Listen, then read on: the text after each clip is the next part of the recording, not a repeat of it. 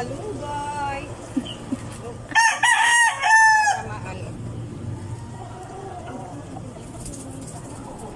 Sa dami.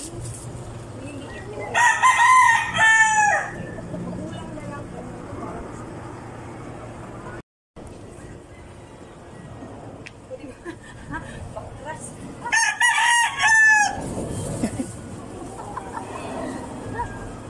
Uy, kunti lang naman yan. Dagdagan nito. Diyos ko, kadami ng mga mga malunggay. Diyos ko, Mami Flor, sobrang grabe ang mga mo dito sa taas, oh. Ang dami niya mga plant. Kaya nga may tanim si kapitbahay nang hingi si Inday. Guys, yung may-ari ng mga malunggay at gulay. O, di ba pina-harvest ako kasi konti lang daw ng aking pero siyempre sa dami ng mga gulay-gulay niya dito, nag-harvest kami. Pigtas ng gulay-gulay na lang. Gulay. Dahil walang sumba, magulay. Okay na. Oh. Ayan guys. Oh. Oh, yan guys. Oh, diba? Ano mo dahon niya? Ayan ang partner niya, oh. Pinagtripan yung manok. Manok. Ayan. Hindi na masyadong kasi nagugulang na.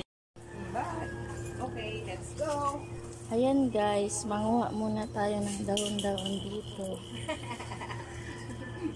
Panglaswa ba? Oh, ayan guys. Oh, dahon-dahon, pag naipon, gulay, laswa. Diba? Pang-alis na ng over ng kape.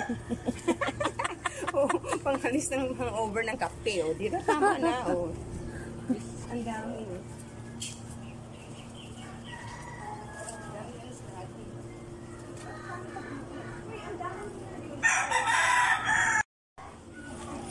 Ayan guys. Ingat.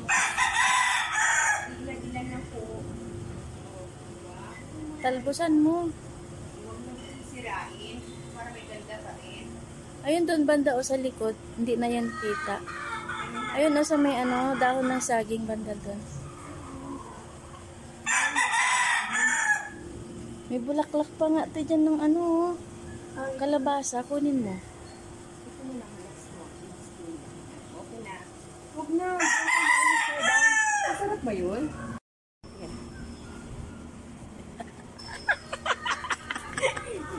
Nako talaga naman. Ayan.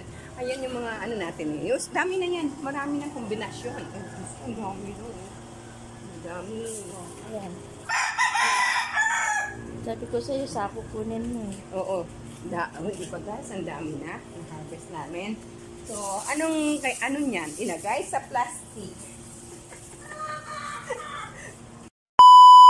Ayun, mga kasambahay, namitas si Inday ng malunggay, di ba, gulay, at syempre kasama ang aking sisi si Emeline. At syempre ang may-ari ng tanim si Mami Flor. O, di ba, bongga, maraming gulay. Di ba? Salamat Mami Flor at syempre picture muna bago umuwi. O, di ba? Ang lola mo ay modelo pa ng malunggay.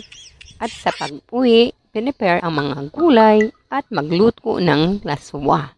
O diba, bongga, luto na, kaon na tayo.